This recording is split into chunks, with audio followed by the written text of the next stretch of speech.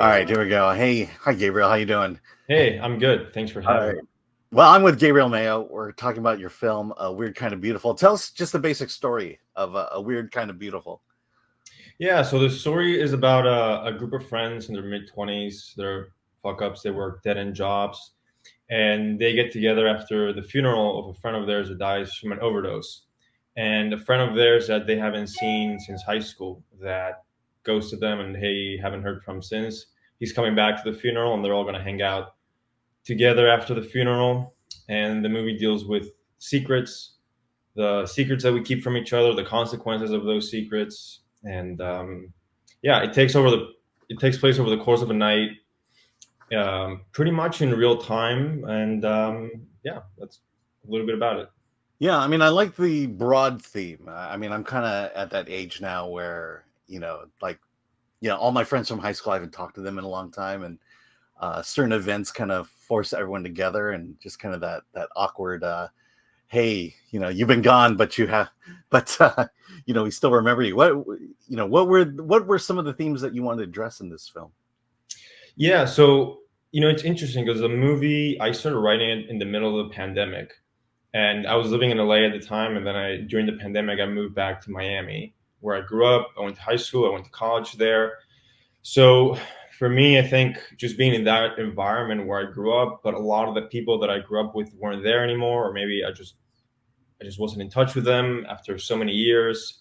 Kind of led me on that road about thinking about those kinds of friendships and what had happened to them.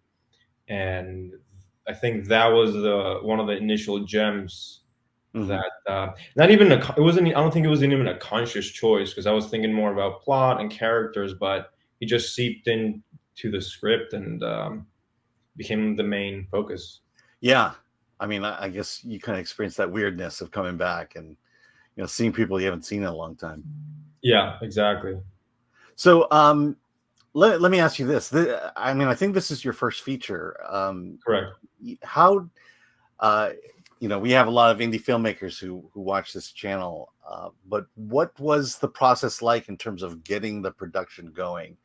Knowing what milestones you need to hit, and then ultimately getting it filmed. Yeah, I mean, it took a while. It was hard, but that's what making an indie is. I think obviously the first part was having the script and having a good script that I was happy with and people were reacting well. Then after that was getting the money, figuring out the budget, how much it was going to cost to make, racing it. That took that also took a little bit of time, but I was lucky enough to find that. And then I would say the hardest thing for this movie specifically was the casting. Hmm. Just looking for the right actors, given the resources that we had, because we're not a big production, we don't have access to New York, like the best New York theater actors that we could bring in, and given that it kind of works like a play where you need actors that really know what they're doing, and you're gonna have to do continuous shots. Like sometimes we were shooting for 5 minutes straight, 8 minutes straight. So you really needed really, really good actors that you would see on screen and say, okay, I believe that these are real people. I believe that they are who they are. You don't think they're acting. You don't think they're actors. So that process took a while. That process, we searched all over the place, uh, reaching out to people that we knew in Miami, in New York, in LA. Um, for one of the roles, I think the hardest role of Via, we also had to hire a casting agent, Hmm. like to help us look for her because it was just really tough. It was a tough role, and it's a very specific character with very specific traits, not easy to find, and yeah, the casting process took us, I would say, at least a year. Wow. Yeah. Yeah, you would think that would be the easiest part, but No, for this movie specifically, it was the hardest, and not only that, what made it harder was that we weren't just looking for one really great actor. We had to look for five right. really great actors. It's an ensemble piece, and everybody has their turn in the movie, and they all had to be really, really good.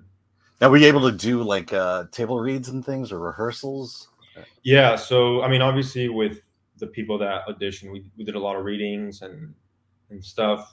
but once we had the cast, we had about 9 days of rehearsal before we started shooting. So we rehearsed it pretty much like a play in the amount of time that we had. It would have been nice to have maybe a little more time, even maybe a few more days. But that was very helpful. I don't think we would have been able to shoot the movie without the rehearsal period. Just impossible. Okay. And then you said you wrote it during the pandemic. Was it shot closely afterwards, or did No, you? we shot it in 2022. Mm-hmm. So because I wrote it at the tail end of the pandemic, like Yeah. November, December of 2020, finished it January of 2021, and then it was raising the money, the casting. So Yeah. we shot in 2022. And you shot in Miami, or you shot in LA? Yeah, we shot in Miami. Okay. So yeah, I assume the restrictions were a little bit more loose Yeah, in yeah, Miami than they were in for LA. sure. Yeah. So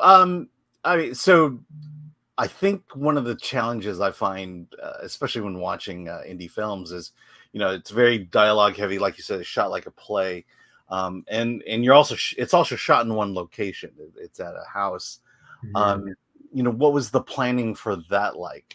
Yeah, I have to imagine for me, like for a lot of guerrilla filmmakers, it's like, well, let's just show up and figure it out on the spot. But it sounds like you had more planning for that in terms of shooting it. Yeah, we couldn't do that. We couldn't afford to do that. We definitely, once we had the location, um, I think there was like a give and take between I really wanted to give the actors some freedom in terms of the blocking. I had some ideas myself in terms of what should be done, but I also wanted them to come up with their own choices during rehearsal. And I also had some ideas of very specific shots that I wanted to get and how I wanted the movie to be shot. So in the beginning, we used wider lenses and wider shots to see more of the location. As the movie progresses, we use narrower lenses, and you're just able to see less of the location. And once we finished rehearsals, like once we had rehearsed, we knew the blocking, we're on location, we could see the movie pretty much play out in front of our eyes like a play because we started from beginning to end. And then the DP came, we recorded that, we Mm-hmm. recorded the whole movie just on one shot. And then just me and the DP got together over the course of a couple of days and just, made a shot list for every little moment. That's interesting. I never. So you shot the entire film. I'm not gonna say one continuous shot, but Right. The camera you. didn't even move. We just placed. I mean, it was just an iPhone. We Okay. just put an iPhone on the side Yeah. of the set so we could just see how they were moving. Yeah. And then with that, we would have that video to reference in case we didn't remember Yeah. how they moved and stuff. And yeah, then we just made a shot list and then we split up the movie because there's no, except for the middle, the flashback in the middle, there aren't any cuts outside of that, and it's all continuous. Yeah. So we had to find places in the storyline to sort of split it for ourselves, split it for the days and how we're gonna shoot it. And I think we had 9 days where we split the movie in like 9 different Yeah. parts, and we just had a shot list for each day for each of those Wow. parts. Yeah. That I have never heard of it being done that way.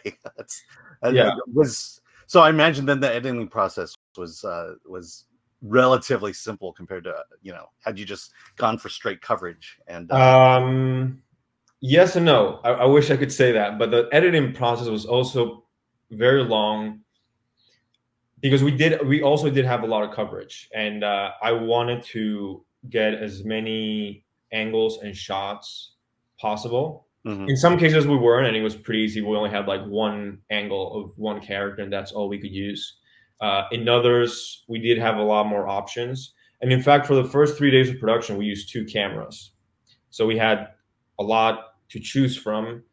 Then that didn't really work out because I didn't really like a lot of the setups, and using 2 cameras in such a small set prevented us from getting the angles that I wanted, because then you would see the other camera on the shot. So the rest of the production we just only shot with one camera. But editing wise, nah, it still took a long time. So I have two more questions left, but Yeah. the first is, this is your first feature, and you're shooting at a very indie level, which is what we love here. Hmm.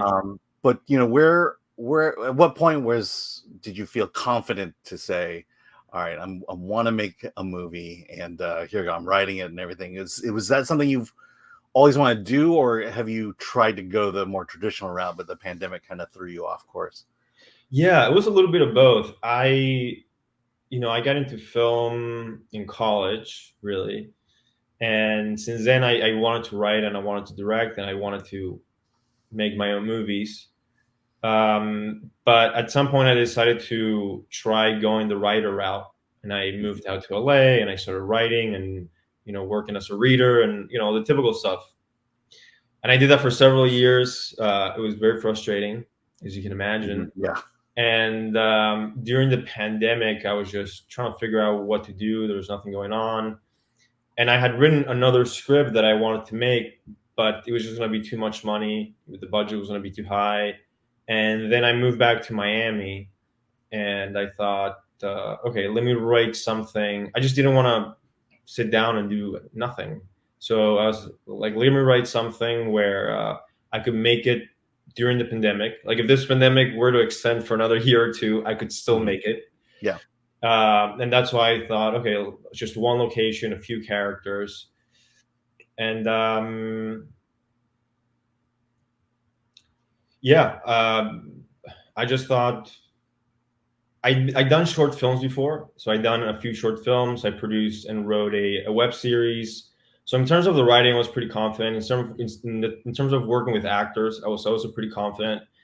And I think it was just one of those times where you think, okay, it's just time for me to do this. Yeah. I want to present myself to the world and show them what I can do. If people like it or they don't like it, so be it. But I just want to test myself and do this, and let's see what happens. Yeah. Well, that begs the question then. I mean, now that the pandemic's over and that kind of decimated the industry, and then we had the strikes, which also decimated the industry again.